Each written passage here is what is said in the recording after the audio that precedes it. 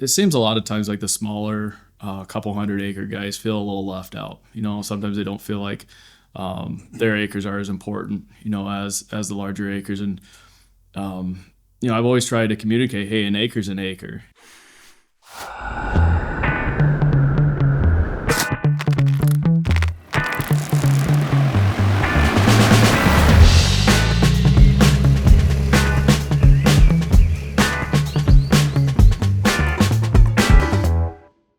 Welcome to the Taylor Moreland Podcast. Today I'm with Andrew and Sabrina. We've been working together for quite a while now in the drone industry. They're Northerners from Wisconsin, and without the accent though, which is weird. I don't hear a lot of it. Maybe it'll come out today. So Southern Wisconsin. Southern Wisconsin. So we've been working together for a long time now. I know a lot about, kind of how you got started in drones and, how your journey's been. But it's always, I think it's always interesting to tell that story, the origin story, because this is a very young industry. It's growing so fast, moving so fast. Somebody just described it as a 200-mile-per-hour train, and we're on it now. It's a rocky, got to jump on fast, but now we're on it. And so it's always fun to kind of hear everybody's story in this industry, the struggles, the opportunities, and kind of where the future's going. So really, that's kind of what I'm interested in learning more about. And also kind of, everybody's different take on how you do application work, how it should be done with these drones and what's needed to. So, and there's a bit of family dynamic in this one too, which is great. And probably there's some struggles there too in growing a business. So anyways, I guess I'll let you two introduce yourselves, and then we'll get into your story. Well, I'm Andrew. I'm Sabrina. And we have 7 children, and we live on a farm. And I first started looking at drones because there was just a need to be able to get some of our smaller fields, rolling terrain, sprayed in a timely manner. And we have a lot of tough going stuff that an airplane pilot wouldn't get super excited about coming and trying to fly. Smaller fields, really rolling terrain, not conducive for airplanes. Or probably can't do them in some cases, I'm sure. Yeah. In some of those cases, that is true. So we've been battling tar spot as a disease in corn since 2018. And that can rob a tremendous amount of yield. In our area, we've seen over 100 bushel per acre lost, which is almost half the crop if we don't treat that disease. So when I started working with you in 2021, it was one of those years we had tar spot coming in, and we just knew we had to do something different so we could be in control of our own applications. And I work in agronomy. I've been a crop consultant for 15 years, and I saw the opportunity, which is growers being able to take some of that into their own hands. 15 years? Yeah. You don't even seem I have that 7 old. kids. Well, I guess that is true. but yeah, it's and it's been really cool in those 15 years, even seeing technology change. When I started in agriculture, clutches on planters were just starting to be a big thing, and technology has been challenging for a lot of farms to adapt to because it's changed and it's new. It's something to learn, and in industry we have this mentality of, well, it's always worked that way. Mm-hmm. And so sometimes we just don't understand how much easier things could be or how much better things could be with a little bit of change. And it hasn't always been easier, but in many ways it's been a lot better since we've been able to do some of these more timely applications and get the right products down at the right time. We've seen that of all the farm changes that our family's made, and your dad and brother made over the past 10 years, one big one was updating the planter, and making sure all the seeds got planted right. But I would say the change going to drones has been as big or even bigger than that when it comes down to yield, when it comes down to plant health.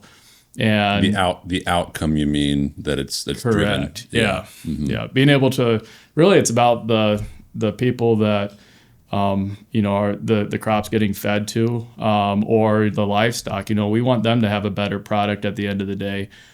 So keeping those crops nutritionally balanced, a lot of people think of aerial applications as a, fungicide or insecticide. I've looked at it more from a nutrition aspect and being able to get the right nutrients to that crop at the right time. And we've had tremendous success growing healthier crops just by managing the nutrient levels and then putting that fungicide down when needed as well. Yeah. Managing nutrient levels on a micro level, I would assume, is what you're kind of getting at with drones, right? Yeah. Yeah. Lots of soil testing, tissue testing, knowing where we're going to need to be at, and then being able to actually have the tools to follow through with that and make those applications. Yeah. Well, this is great. Everybody comes at this technology from a different angle, so to speak. And your agronomy background, I think, has led you to take your approach, which is not just using it as a tool to go cover every acre as fast as possible and grow a big custom application business, but use it as a tool to actually produce a better outcome, a better crop, a healthier crop. Try new things, that I'm sure you've probably always wanted to try that never had a tool to do it. Yeah. Yeah. It's really hard to get an airplane pilot to just put a 20-acre batch in to go do a trial. Yeah. Yeah, you don't say. Yeah. Yeah. But have you always been 15 years in agronomy, I'm sure you've seen a lot of change, like you said.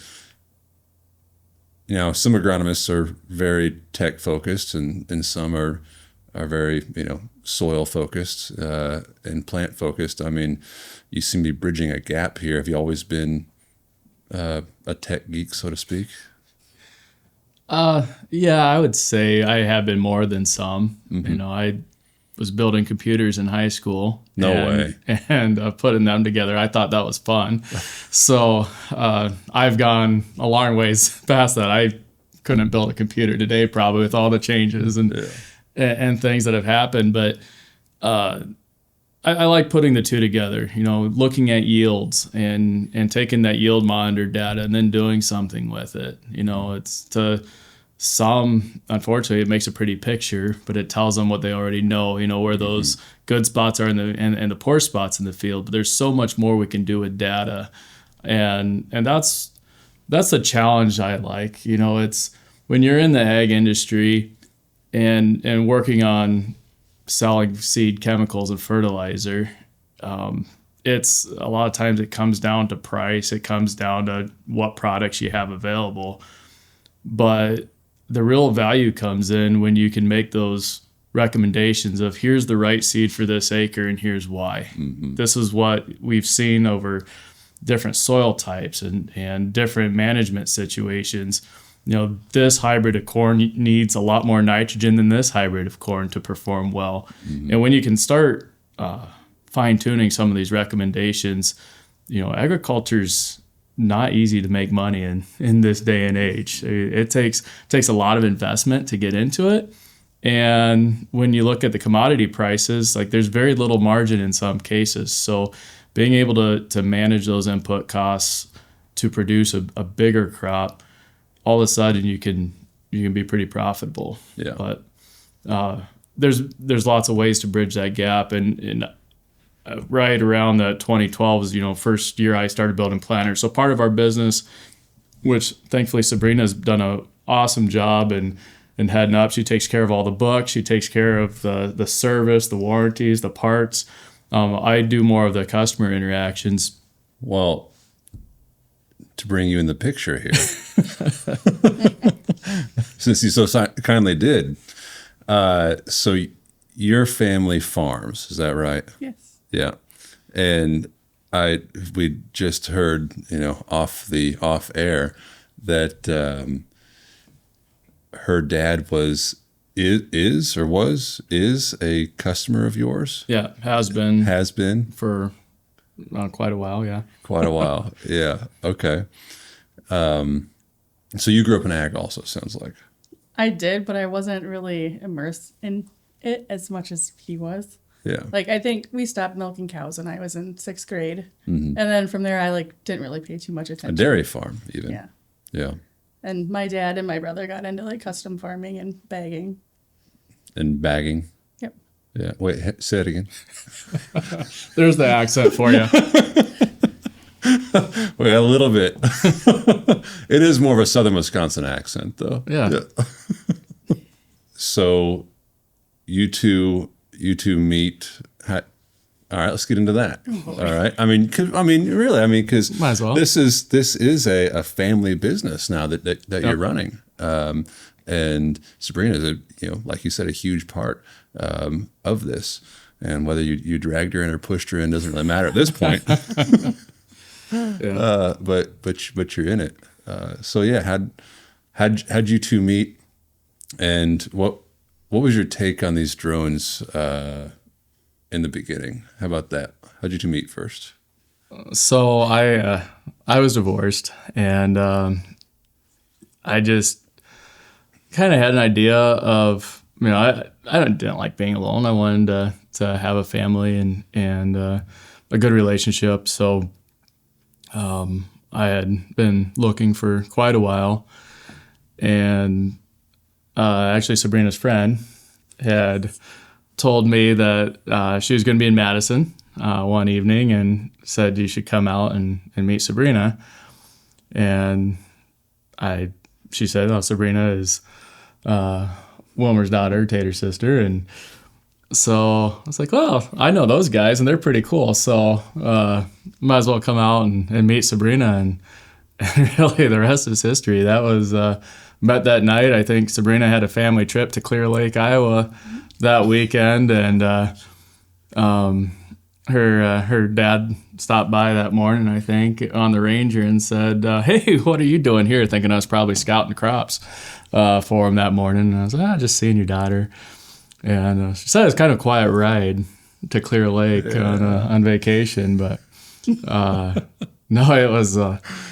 It's a good way to either keep a customer for a long time or lose a customer for a long time. Huh? Yeah, but I did keep them. Yeah, good. So and they've kept me around too, which has been awesome. So a lot of love in that family, and they've been really supportive in supporting our business too with the drones and our precision stuff. I don't think we could do as much as we do without them. Yeah, 100%. And they actually supported it from the very beginning. So the first drone that we got into, we actually got 4 of them that year, the T20, DJI T20, and we were starting to figure out what expectations should be in spray drones. We didn't cover a lot of acres per hour, but they were they bought one of the first T20s. Yeah, and because we talked about the tar spot, and we actually had there's 40 acres of corn that went down that year and had to be combined with a soybean head. It was down flat, and if you've ever had that experience, it's not fun. It's bad. Yeah. So anything that we could do to not have to do that again was a blessing. And so they ran that T20, and that went really well, really really smoothly that year. And so they were very supportive of that. And we actually didn't even get into drones thinking about selling them. We got into drones just to use them. Mm-hmm. And we ended up having a lot of people call. And I use Snapchat, so I had Snapchat videos of us flying. And people would call and be like, "Hey, how'd you get this? And how'd you get into it?" And that's how the business developed, where we actually started providing drones and servicing them and supporting them for customers. But yeah, they've been very helpful on the service side of things. They do custom chopping, so that keeps them busy with 4 hay crops in the summer and then silage. But when they weren't busy out in the field, they were helping fix drones, and that support has been huge. One person can't do this alone. No. So, Yeah. and I hate sitting in the office and doing book work and all that stuff. So, Sabrina actually does a phenomenal job at all that. So, I'm super thrilled that she actually. He doesn't like repairs either. I don't. So you do repairs on drones and all the book work, office work kind of thing. Yep. Yeah. Are you the only repair person, or are For the most part, we have another guy. He'll help out if needed, like if we get really busy. really swamped? Yeah. But I'm kind of frugal, so I just like doing our own stuff. And if it's frugal not and a handy, huge, it sounds like too. Yeah. if it's not a huge time crunch, like it's kind of relaxing just working on it. If you know, it's time to yourself. Yeah. Taking them apart, putting them back together. I'm assuming there's no kids yelling at you in the background when you were doing this. I said it's kind of relaxing, so they're not there. I was gonna say, yeah. They have been, but actually Parker has taken a big interest in it. So he's 14, 15 now. Oldest? Third oldest. Third oldest. Yep. Yeah. They're all pretty close in age together too. But no, Parker has been really helpful going to the shop with Sabrina and helping her out. And there's certain tasks, like if you're replacing a landing gear, it's kind of a 2-person job. Yeah, it is. Depending on your setup. So he's been super helpful with that. A couple of the kids have really taken an interest in learning how to fly them. They came out several times and just helped out as needed. Mm-hmm. So it's been great. It's just so fun being parents and seeing your kids take interest in something that you're doing. Yeah. And it's really the first thing in ag that any of them really got excited about. They could go out and help plant or spray or whatever, but it's like when it comes to drones, getting that level of interest and We set up your Autel drone for you. Yeah. Really? I got my the first day that I flew that Autel drone, we were doing a plot day. Yeah. Had customers out doing some demos, and I hadn't even opened the box yet. Yeah. So Parker opened that thing, got it completely set up, did all that on his own, and gave it to me. He said, "Hey, it's ready to fly."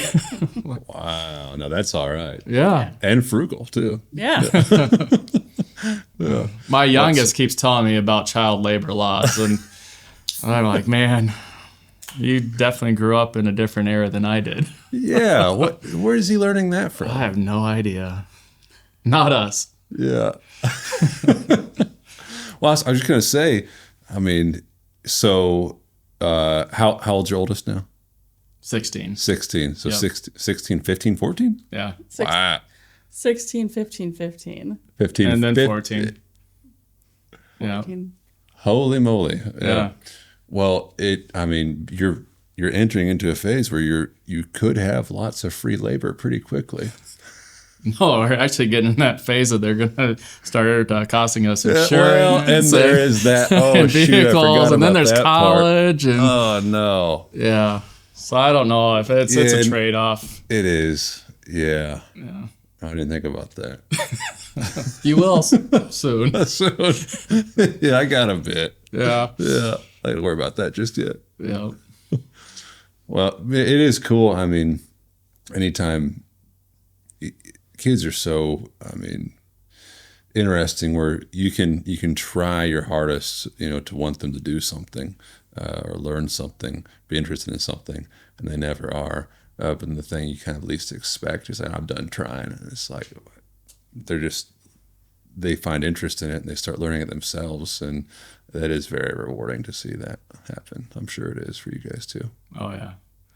One of the most rewarding things I've done lately is I got a chance to demo the drone technology at my kids' high school, middle school and high school. And, it's always something when you go into it. It's like, am I going to embarrass them or are they going to think it's cool? But they thought it was cool. And my daughter, Bethany, she came home. She's like, hey, I got a whole page of notes that I need to ask you. No a couple way. kids in the class were bugged. She's like, I don't know the answers, but I can get them for you. And That's cool. I thought that was really cool. But yeah, I went down to the football field. The whole middle school and high school is on the bleachers with the teachers and the staff at the school. As we talked a lot about I had 15 minutes. We just talked a little bit about agriculture, why the drones are useful, and the job opportunities out there with these drones that really didn't exist in the past in the same way before we had these drones. One of our pilots that we plan on for next year to help out with a little bit of custom that we do, he's graduating high school this year, and he's shown a huge interest in going into this technology, and he helped fly this year and was involved in learning the operations. So we're excited to bring him on board, and it was something that he helps out with the chopping operation too. So this gives him another means of income to be able to keep him busy throughout the whole year. Yeah, opportunity. Yeah, and that's one of the things that impressed me about what you're doing so much down here is that it kind of separates you from some of the regular equipment guys out there, because I could tell it's about the empowering the rural America. It's about creating jobs for people and really allowing people that aren't just planning on farming to get back on the family farm and those opportunities. We've seen it firsthand, and it's rewarding to finish the day knowing that you're able to make that kind of a difference in somebody's life. Yeah, and it's so simple too. I mean, teaching somebody about this new piece of technology that is affordable and that can create so much value and has limitless potential. I mean, in terms of what you can do with it, outside the box, thinking, and can create opportunities on the family farm. Where there really hasn't been. Somebody described these drones as the modern day hog farm. There are a lot of hog farms went in Iowa.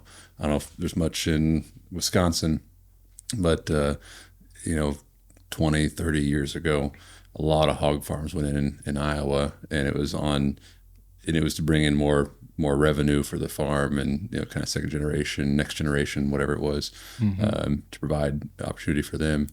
Well, now you can't have any more hog barns because there's so dang many of them. But now these drones are being used as that tool, to bring in more revenue for the farm. So yeah, you're right. It's really cool to see that. Glad it's happening up north too. Yeah. Oh yeah. You talking about the your day at school. I'm thinking of just like a career day, and I'm just picturing like, Dad comes in who's an insurance salesman and starts talking about, yeah, kids, this is what I do. And then you come in with these big drones. Yeah. Oh, Andrew's dad's awesome. Yeah. No, it was pretty cool, I gotta say. Yeah. Feel sorry for the dads that didn't have drones that day. Firefighters are always a big hit, too. The firefighters are a really big hit. Yeah. Just picking on the insurance guy. That's all. Yeah. It's kind of boring for kids. Right. Yeah. Be a firefighter, be a cool dad. Or a drone guy. Hey, or a drone guy now, yeah. Yeah. Yeah, that's cool. Okay, so your guys' area up there is a lot of small farms, a lot of small fields, a lot of small feeders. What about, average farm size? Talk about family farms and everything. And you've worked with guys up there for 15 years now. Are farms consolidating? Are they, getting bigger in terms of total number of acres? What's going on in kind of the farming family up north? Well, it takes a lot more acres to make a decent living than it used to, with where everything's at. So you do see some consolidation. Rent prices are high, and that kind of limits the growth a lot of times. There's a few farms around us that are 15,000 acres, and then there's customers that I work with that are a couple hundred acres. And a lot of these couple hundred acre guys have other jobs, off the farm, and they come home nights and weekends, and do a lot of their farming, or they take vacation time, to run those couple hundred acres. So there's really a big variety of sizes and needs out there. And it seems a lot of times like the smaller couple 100-acre guys feel a little left out. Sometimes they don't feel like their acres are as important, as the larger acres. And I've always tried to communicate, hey, an acre's an acre. They all need management, and they all need the right hybrids. They all need the right treatments with fungicides and nutrition. So it's just if you are going to have smaller acres, you have more customers. But there's a lot of potential there. There's not a lot of people, not a lot of pilots to go around to cover everything and cover everybody's needs. So, people have asked if the market's getting saturated. There's a lot more drones now than there was 5 years ago. Yeah. It's grown fast, but there's more drones than there are people, to run them, it seems. Mm-hmm. So there's all kinds of opportunities, and it's a relationship business. So sometimes we got guys that are looking at getting into spray drones because they've heard you can make a lot of money running spray drones. Yeah. But if you don't have the relationships and you don't have the customers, it's really hard. Yeah. So it is about building the relationships and getting those, if you're going to do custom spraying, it's getting those jobs lined up early, and having that good game plan on how you're going to get it done. But yeah, field sizes vary from 3-acre fields, up to a couple 100 acres, depending you're at. We've got some flat land around us, and we've got some 12 to 20% slopes around us. So really a big combination of everything. Yeah. Which makes it, tricky for pilots, when, learning how to operate a drone is you have to learn how to operate in multiple different scenarios, it sounds like. Yep. Who's adopting the technology? I mean, you mentioned, there's, farmers, farming a couple 100 acres that have, part-time jobs. Then you've got guys, operations that are pretty big, sounds like.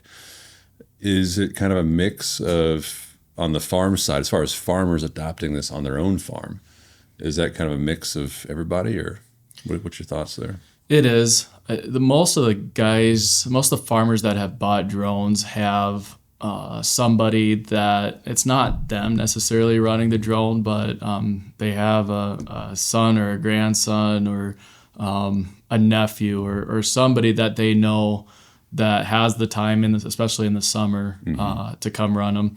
We've had a few customers that have like spray foam businesses or other businesses that they usually shut down in July and August because it's so hot, and they're just looking for another opportunity for revenue during those months. So we've had actually quite a few customers that fit that realm. Came in from outside of ag. Correct. Yeah, and now they're running an ag business. Yeah. Yep. So I would say it's pretty much those scenarios. What is the split, you think, as far as custom applicators that really either have a very small farm or don't have any farm at all, versus guys who are really just getting a drone for their own farm?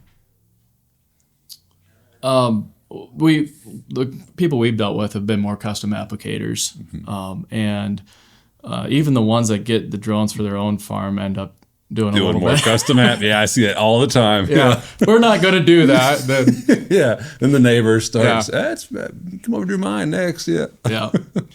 It's what kind of blows my mind is how sometimes people think that they're not going to find acres to spray. I mean, the acres are out there. Yeah. It's just, again, it's back to the relationships, and and you got to sell yourself. You got to. Well, and you got to be more than just a drone pilot. Right. Yeah. Yeah. I mean, it's hard to find somebody with as deep of agronomy knowledge as you have, but you have to have some agronomic knowledge. Or partner with somebody that does. Yes. Even if you don't, build a relationship with an agronomist or somebody at your local ag supplier and say, hey, I'm here, I'm a pilot. I don't have the agronomy knowledge. Will you work? Can we work together on this? Yeah. And I think those opportunities exist quite a bit out there. Yeah. Yeah, I think so too. But the more and more I see how, successful operators versus, those who maybe don't get as much repeat business, it's you have to, even if you don't have the knowledge now, you need to start learning it, to know when to spray, when not to spray. If your product you're spraying is going to work today or not because of the weather or because of the crop condition or a lot of different factors that go into it that can really set you apart. Yeah, and you gotta read a label. Yeah, well, there's that too. Yeah, so I mean, some things you got to take the initiative and learn on your own and do some research. But yeah, no, I've seen that, and it's pretty easy to see the instances of misapplication. You see some field striping and things like that, but and it happens to some of the best operators at times. But those instances are going to be really decreased if you just work with somebody that does understand the labels, the products, the weather, the environment you're spraying in. And, at this point in time, there's quite a few experienced drone pilots that I think are more willing to take somebody under their wing for a year or two. Yeah. You can work for somebody else for a while before going out on your own and really get some experience and learn. Yeah. Yeah, if you can have failures on someone else's dime, then that's always good because it's going to happen your first year. Right. Yep. Let's talk about the technology you've seen. As far as these drones, you've seen it progress. From early stages. I mean, the Acre's T20 was one of the first drones that was somewhat widely adopted. Here in the U.S. You had 4 of them up there in your area. So what's changed? What has worked? What hasn't worked? What in your area? What is the ideal? What do you need on a drone to work well? Yeah, how about that? It's always been batteries in our area. So the T20, I still like that drone. That's our sweet corn spraying drone now. Is it? Yeah. So those things are bulletproof. They are. I love that you could take the tank, have a tank filled, ready to go. There's just that too. Put a tank in there, put a battery. So light. Oh yeah. Oh man. Yeah. Yeah. So yeah, I really, I like that. Every drone's been unique on its pros and cons, and there's not been a perfect model out there. The T30s were really good drones for our area because of the terrain following capabilities. They weren't, super fast. Even when the T40 came out, we still saw a lot of advantages to the T30 with the terrain following. Mm-hmm. It was very good at that. I liked how it could fly both directions. You had 2 cameras on it. There's some neat features there. The T40 brought the speed. Yeah. But probably not for your very 20-degree slope fields. Right. Yeah. That was a flatland machine. Yeah. The T50 bridged those gaps a little bit. But the coolest thing when we got to the J100 was that all of a sudden we could keep up with batteries and one charger. 3 batteries, 1 charger. Could never do that with the DJI. And so that the battery efficiency, and now with the 150, it's even cooler seeing that. You don't always want to fill the tank full. You got to understand your limitations on fields, but having the terrain following, having the speed, and the capabilities there. I wondered when we first got the 150 if that would be practical even for the smaller fields. Yeah. And I was impressed to see how it really was. Yeah. So that's been, the biggest differences over the years has just really been the payload capacity. Mm-hmm. Being able to get more acres done to a load. Going back now, if I had to spray 200 acres with a T20, it'd be a rough day. Yeah, it's a long day. But it can be done. Could be done. We did it. But yeah, it's just at the time that was the best thing out there, and it made a huge difference for us that year and a half, 2 years we ran them. Yeah. So, but yeah, the battery's been the biggest thing. The terrain following, and the screens have gotten bigger. Those T30 screens are really small. A little bit, yeah. Uh-huh. So nice improvements over the years. Yeah. And you had never run a T16, but that was even worse on the screen. It was pretty bad. Yeah. Yeah. We did have an MG1 come into the shop a couple years ago. Oh, yeah. So, that would have been the same remote then. Yeah. Yeah. Yeah. Mm-hmm. So, it came in and went out. Yeah, well, that's good. Yeah. Yeah, I don't know if there's many parts at all left for those things. I don't think so. Yeah. And that battery was a pain to Oh, tuck in right on the underneath. side. Yeah. Yeah. Yeah. Yeah. I mean, that's the thing is not, yeah, these drones have, they're not just bigger, and faster and better at terrain following and better at, on all the software side of things, but from an operator, other than the batteries getting heavier, right? They become easier, from just an operations standpoint, which has been welcoming.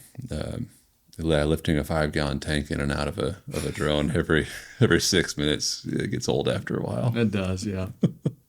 Yeah. But the efficiency and being able to get more acres done in a day, that's the biggest thing. Yeah, right. Yeah, I remember with the 150 when we were testing it out too.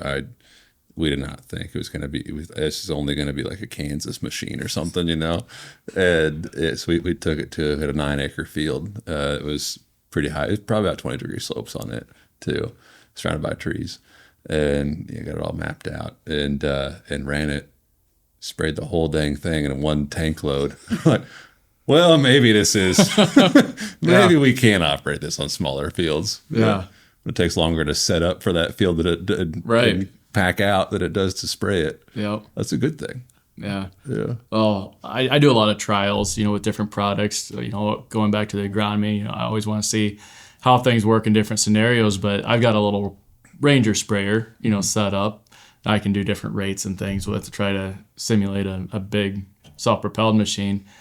I don't even like taking that out anymore. It's like I'd rather take the drone out. That's really the one thing that probably changed with the 150. It's for these trials, like I can go do 6-9 acres just like that, and it's slick. Yeah, it is.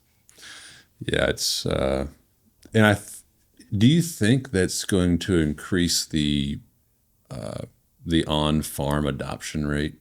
Farmers getting these drones themselves, of them getting bigger and more autonomous, so to speak. Yeah, I mean, the easier it is to use, the better the adaptation is going to be out there. Yeah. Mm-hmm. Yeah, because that's when I first got into this.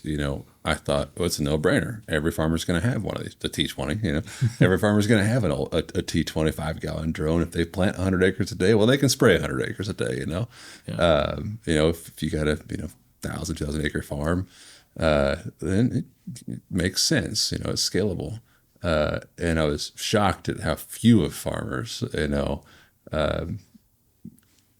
adopted, these drones, and how those who did realized it's a lot of work and I don't need the headache, and so it got to be more custom application. But I kind of wonder, if if there's a shift starting to happen there, where it is going to be more, since they are more efficient now, and easier to run now. The other thing that kind of surprised me, I thought there'd be more ag retailers getting into drones. And there have been some, but I think for the same reason we don't see as many farmers adapting them is because they've been working really hard for 3 months straight, going through spring and getting the planting done and the first pass of spraying done. All people need a break at some point, and so that's where I feel like, I've even had farmers buy drones from us that they did it for a couple years, and now they want to hire people because it is work. It's it's a week of your life for most of these guys that are spraying their own acres, that they're out doing it now during a time frame when they're used to going on vacation. Yeah. Right. So I think that's one of the reasons why we haven't had a bigger adaptation with ag retail too. Like the custom applicators in a lot of ag retail facilities, that's when they're used to taking a break, and going on vacation. So, but that's fine because there wouldn't be the opportunity for the rest of these guys that are getting the drones, right? Yeah, exactly right. Yeah. I think and that's great. And the more people we can bring into ag, the better, right? Especially those who have been removed from it. Everybody's family was in ag at one point in time, but further and further and further removed from it. And so the more people we can bring back into ag, the better. Even just a small part, just to care about it a little bit, just to say, hey, I helped a farmer today, something I think that's great. Yep. Yeah. So that's my favorite, part part of this industry, this technology, all of it, is seeing that happen. Yeah. Seeing younger generation, be excited about something that has to do with farming. Yeah. Right. Yeah. That's cool. So, well, you guys have been sitting in a room all day long at this point in time, and here I am keeping you in another room again in a long drive back to Wisconsin. I really appreciate you sitting down to do this. It's great to learn more about Wisconsin ag, about Wisconsin drones, about how you two work together to tackle the challenges of a growing business. Sometimes working together is the challenge. Zinga, got it. Well, okay. Yeah,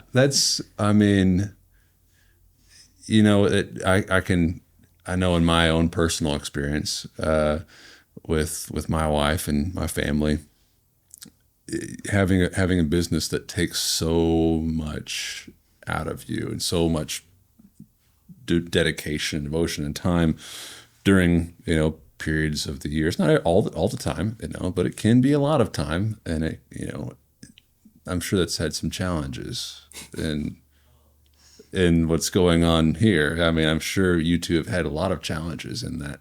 How do you balance a relationship in a business? That's a thing we're continually learning. So, there has been growth, there has been struggles in the relationship through it. Thankfully, Sabrina is a very patient person. I am not as patient. So, it's worked pretty well together, and it's, I think if you couldn't make it through that, if we made it through this year, we'll make it through anything. So, this year we had definitely more repairs than we've ever had. Financially, you always have a plan in mind and a goal in mind, and you have to look at your expectations, and you have to keep them reasonable. Is the big thing, and it's not about trying to sell. For us, it's not trying to sell as many drones as we can. It's trying to make sure that our customers are taken care of. Yeah. And it's, again, there's no perfect drone out there, but when we have a customer, and most of our customers they're friends, because you've known them for a long time and you've worked together. And to me, it's important that they know I've got their back and we've got their back, and we can keep them running and keep them operating, because their custom operation that's their livelihood too. Mm-hmm. So, and Sabrina shares that same goal with me, which is really good, because if she didn't, we could never do this.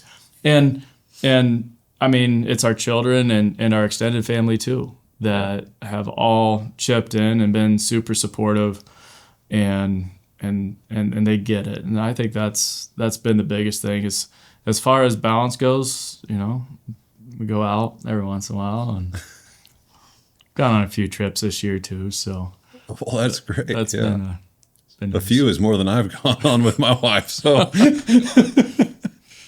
that's great. Couple Packers games, which usually coincide with work. Taking clients out, you mean? Or? Oh yeah, might as well. You can expense it that way. Yeah. Yeah. You can work the system now. Mm-hmm. Yeah. Doesn't mean he loves you any less. I know. Just love them Packers. That's right. Well, all right. Well, thanks again for sitting down. I wish we could sit here and talk for an hour, but there's drones to be fixed, it sounds like, in Wisconsin. Yeah. We've got some projects left, so yeah. A demo on Saturday. Yep. Actually, Prospect contacted Agri Spray on our trip down here. We called them back, and if the weather's going to be good, we're going to show them the 150 in action. Oh, perfect. So, yeah. Yeah. See how it dodges snowflakes. Haven't tried that yet. I'll let you know. That'd be great if you could. because it's going to happen this winter. Yep. Yeah. So But it'd be great to sell drones down in Florida. We didn't have the wintertime. That's when everybody has time to see it. yeah. Yeah. Or Hawaii. Hawaii. Yeah. Oh, that'd be even better. Yeah. Cancun. Yeah. There you go. Yeah. So that's a non-work trip, going to Mexico. That is. So but yeah, you do got to balance everything. Yeah. Yep. Yeah. And it's tough sometimes, especially when there's so much opportunity available. Then it is tough. Yeah. But sounds like you guys are figuring it out one step at a time. Never stop learning. That's right. All right. Well, thanks for being here. Have a safe trip home too. Thanks, Taylor. Thank you. All right. See you guys.